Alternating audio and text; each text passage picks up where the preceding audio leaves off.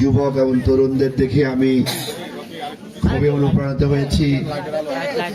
আজকাল এই সোশ্যাল মিডিয়ার সময়ে সবাই মোবাইলে আসক্তি হয়ে থাকে।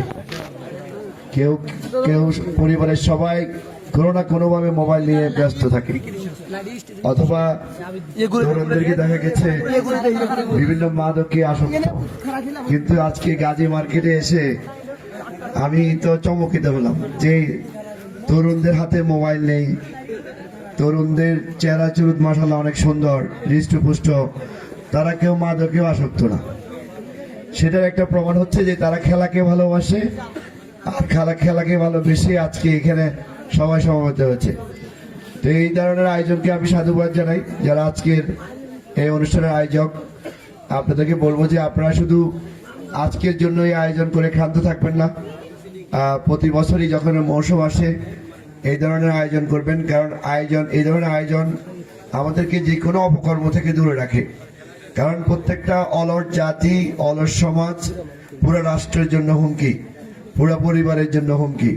আমরা যারা অলস আছি, বেকার আছি, আমরা মোবাইলের মধ্যে আসক্ত হয়ে বিভিন্ন রকম আপনার অপরাধ করতেছি, সেটা হয়তো আমরা বুঝতেছি না, কিন্তু আসলে আমরা অপরাধে লিপ্ত।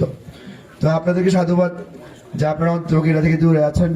সাথে সাথে আপনাদের যারা বন্ধু বান্ধব আছে তাদের খুব কাছে নিয়ে আসবেন।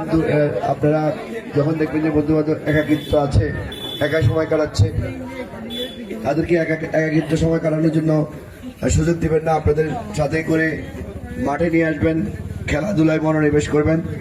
তাহলে আপনার যেই ছেলে ফেলে খেলাধুলায় মনোনিবেশ করে তাদের শারীরিক মানসিক সব দিকে তারা আপনার পরিপূর্ণ থাকে এবং তাদের পরিবারও স্বস্তিতে থাকে যে আমার ছেলেটা অন্তরকে কোনো অপরাধে লিপ্ত না, মাদকে লিপ্ত না।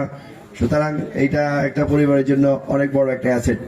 তো আপনাদেরকে আমি সাধুবাদ জানাচ্ছি। আসলে আমার এখন নির্বাচনী মৌসুম, নাহলে আপনাদের জন্য অনেক গাদা ওয়াদা আমি দিতাম, কিন্তু এটা নির্বাচনে আচরণের বহির্ভূত।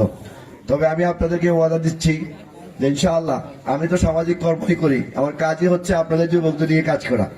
যেখানে দেখি যুবকেরা ভালো কিছু করে, যুবকেরা কর্ম খোঁজে, কর্মসংস্থান খোঁজে, সেখানে কিন্তু আমি আছি।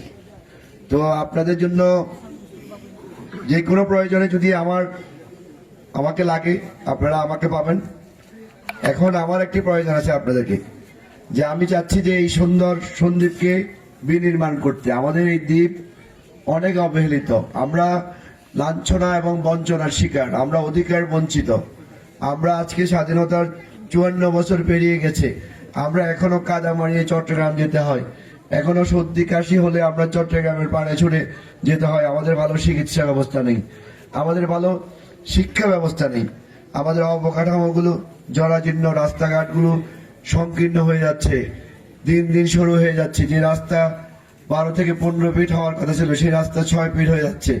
পরবর্তীতে যদি আপনারা কোনো সন্দ্বীপের জন্য ভালো প্রতিনিধি নির্বাচন করতে যদি আপনারা এবার ভুল করেন, তাহলে এই রাস্তা 6 ফিটের রাস্তা 4 ফিট হয়ে যাবে।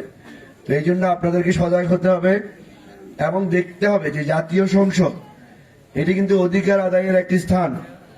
আমরা যখন এখানে চিল্লাবো পোডিয়ামে, এটা কিন্তু অধিকার দিবে না আপনাকে। আপনার কথা, আমার কথা আমরা জাতীয় সংসদে গিয়ে বলতে হবে, জাতীয় সংসদ থেকে বিল উত্থাপন করতে হবে। ওই উত্থাপিত বিল যখন আসবে তখন কিন্তু আমরা অধিকার ফিরে পাবো। আমাদের রাস্তাঘাট উন্নয়ন হবে, আমাদের নৌপথ উন্নয়ন হবে, আমাদের চিকিৎসা ব্যবস্থা উন্নয়ন হবে।